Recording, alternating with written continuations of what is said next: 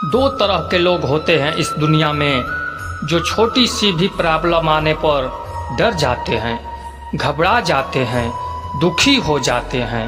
और दूसरा वो चाहे कितनी भी बड़ी मुश्किलें उनकी ज़िंदगी में आ जाए, लेकिन वह हमेशा खुश रहते हैं, हर प्रॉब्लम में खुद को संभाल लेते हैं। एक वो जिनके पास सब कुछ होता है फिर भी वो हमेशा दुखी दिखते हैं, आपको हमेशा वो दुखी ही मिलेंगे।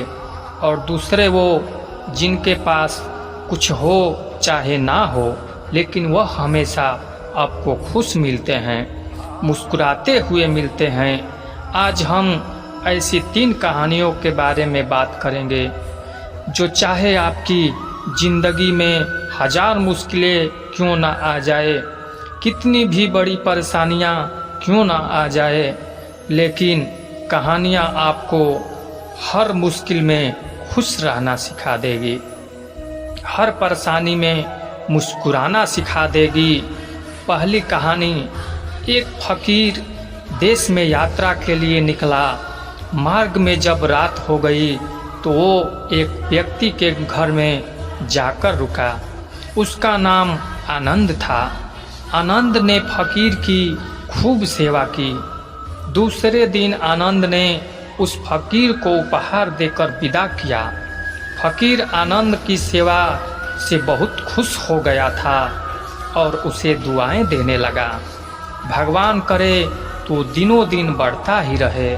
फकीर की इस बात को सुनकर आनंद हंसने लगा और बोला, अरे फकीर, जो भी है ये भी नहीं रहने वाला।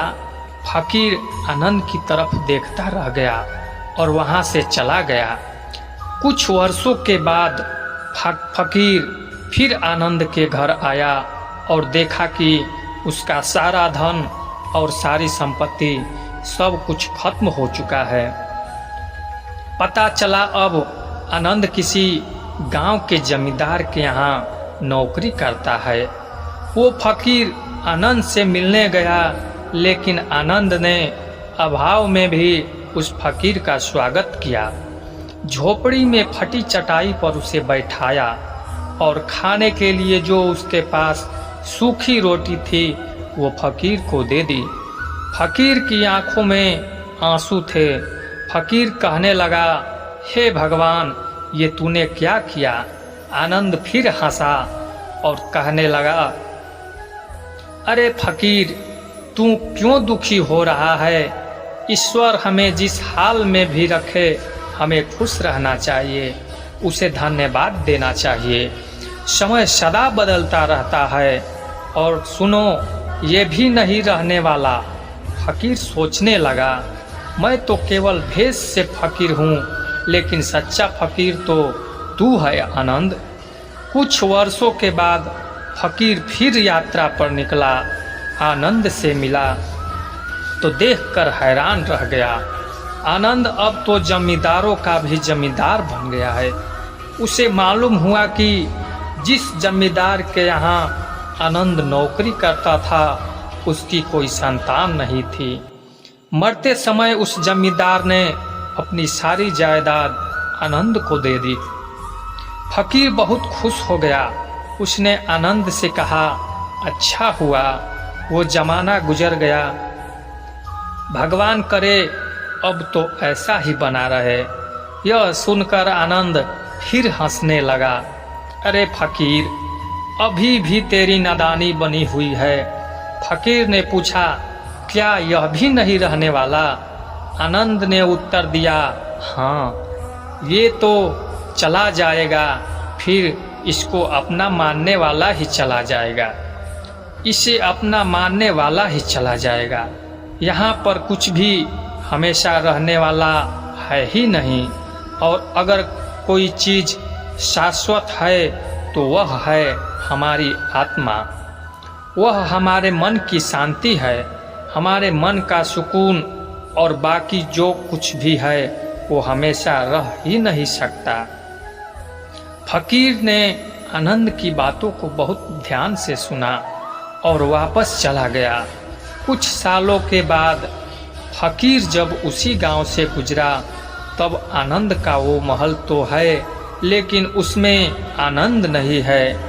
उसमें कबूतर गुटर गु कर रहे हैं, क्योंकि आनंद अब इस दुनिया में नहीं था, उसकी मृत्यु हो चुकी थी। कह रहा है आसमान, यहाँ समा कुछ भी नहीं, रो रही है शबनमें, नौरंगे जहाँ में कुछ भी नहीं। जिनके महलों में हजारों रंग के जलते थे दिए, फानूस झाड़ उनके कब्र पर बाकी निशान कुछ भी नहीं। वो फकीर मन ही मन सोचने लगा, ये इंसान जिंदगी भर कितना दौड़ता रहता है, रोता रहता है, दुखी होता रहता है, जिन चीज़ों के लिए तड़पता रहता है वास्तव में वो चीज़ हमेशा रहने वाली है ही नहीं, वो सारी चीज़ें बदलने वाली है। ये कहानी हमें शिक्षा देती है कि हमारी ज़िंदगी में जब भी कोई मुश्किल आए, कोई टेंशन, तो हमें यह सोच और तकलीफ़, कोई दुख आए, हमें ये सोचना चाहिए कि ज़िंदगी में इससे पहले जो भी मुश्किलें आई, जो भी उलझने आई, क्या वो रुकी? क्या वो हमेशा रही? जैसे आज तक सारी मुश्किलें होकर चली गई, वैसे ही ये भी मुश्किल होकर चली जाएंगी, ये भी हमेशा रहने वाली नहीं। तो आपकी ज़िंदगी में कितना भी बड़ा दुख क्यों ना हो, कितनी भी मुश्किलें क्यों ना हो, आप मन में ये विश्वास रखना, ये मुश्किलें, ये उलझने हमेशा रहने वाली नहीं। और दूसरी कहानी, एक व्यक्ति मृत्यु के करीब था, मरने वाला था।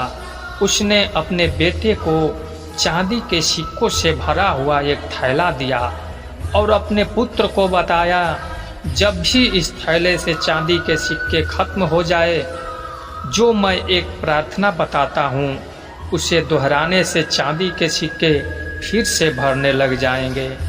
उसने अपने बेटे के कान में 4 शब्दों की एक प्रार्थना कही और वो मर गया। अब बेटा चांदी के सिक्कों से भरा थैला पाकर बहुत खुश हो गया। उसे वह थैला इतना बड़ा था कि उसे खर्च करने में कई साल बीत गए, लेकिन इस बीच में वो 4 शब्द का प्रार्थना ही भूल गया। जब थैला खत्म होने को आया तब उसे याद आया, अरे वो 4 शब्दों की प्रार्थना क्या थी।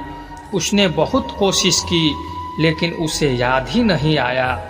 अब वो लोगों से पूछने लगा, पहले पड़ोसी से पूछा कि ऐसी कोई प्रार्थना तुम जानते हो जिसमें 4 शब्द हैं? पड़ोसी ने कहा, हाँ, एक 4 शब्दों की प्रार्थना मुझे मालूम है, ईश्वर मेरी मदद करो। उसने सुना और उसे लगा कि यह वह शब्द नहीं है, वह शब्द कुछ अलग थे। उसने बहुत सारी 4 शब्दों की प्रार्थनाओं को बार बार दोहरा कर देखा, लेकिन उस थाली में सिक्के बढ़े ही नहीं। वो मन ही मन बहुत दुखी हो गया। फिर वो एक ब्राह्मण से मिला। उसने कहा, तुम ये प्रार्थना करो, ईश्वर तुम महान हो। लेकिन इस प्रार्थना से भी कुछ नहीं हुआ। फिर उसे एक धनी इंसान मिला। उसने कहा, तुम ये प्रार्थना करो, ईश्वर मुझे धन दो। लेकिन उस प्रार्थना से भी कुछ नहीं हुआ। आखिर में वह उदास होकर अपने घर में बैठ गया। तब एक भिखारी उसके दरवाजे पर आया। उसने कहा, सुबह से कुछ नहीं खाया है, खाने के लिए कुछ हो तो मुझे दे दो। उस लड़के ने बचा हुआ खाना भिखारी को दे दिया। उस भिखारी ने खाना खाकर ईश्वर से प्रार्थना की, हे ईश्वर, तुम्हारा धन्यवाद। अचानक वो लड़का चौंक पड़ा और चिल्लाने लगा, अरे यही तो वो 4 शब्द थे। उसके उस 4 शब्द दोहराने से हे ईश्वर तुम्हारा धन्यवाद, खाली थैला चांदी के सिक्कों से भर गया। ये कहानी भी हमारी ज़िंदगी से ही जुड़ी है।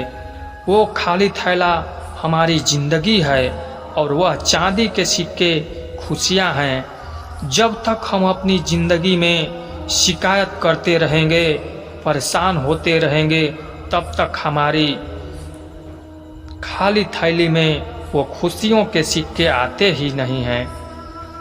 लेकिन जब हमारी सारी शिकायतें भूलकर परमात्मा को याद करते हैं और परमात्मा को दिल से धन्यवाद देते हैं, शुक्रिया अदा करते हैं, तो हमारे ज़िंदगी में भी खुशियाँ के सिक्के भर जाते हैं। याद रखना एक बात, जो इंसान हमेशा शिकायतों से भरा रहता है वो कभी खुश नहीं हो सकता, और जो इंसान धन्यवाद के भाव से, हमेशा शुक्राने के भाव से भरा रहता है, वो इंसान आपको हमेशा खुश दिखेगा।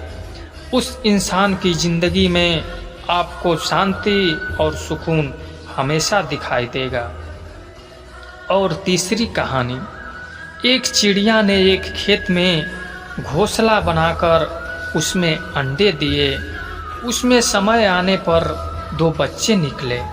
चिड़िया दाना चुगने के लिए रोज जंगल जाती और इस बीच उसके बच्चे वहाँ पर अकेले रहते थे। चिड़िया जब लौट कर आती तो बच्चे बहुत खुश होते, उसका लाया हुआ दाना चुगते थे। एक दिन चिड़िया ने देखा कि बच्चे बहुत डरे हुए हैं।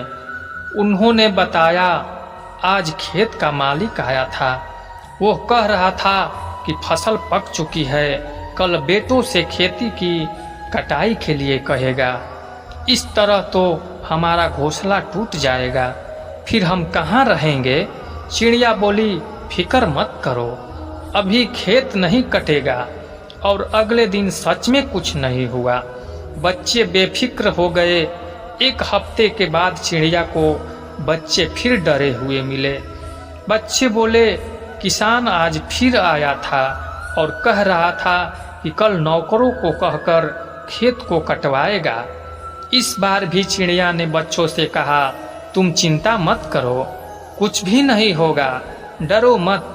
अगले हफ्तों बच्चों ने बताया, किसान आज फिर आया था और कह रहा था कि फसल की कटाई में बहुत देर हो गई है, कल वो खुद आकर के इस फसल को खुद काटेगा। ये चिड़िया सुनकर बच्चों से बोली, अब खेत कल पक्का कट जाएगा। वो अपने बच्चों को लेकर एक सुरक्षित स्थान पर चली गई। बच्चे बहुत हैरान थे और अपनी माँ से पूछने लगे कि तुम्हें कैसे पता कि इस बार खेत सचमुच में कटेगा। तो वो चिड़िया कहने लगी, जब तक कोई इंसान दूसरों पर निर्भर रहता है तो इसके काम को संपन्न होने में हमेशा संदेह बना रहता है, लेकिन जब कोई इंसान अपने काम को खुद करने का ठान लेता है तो वो काम जरूर होता है।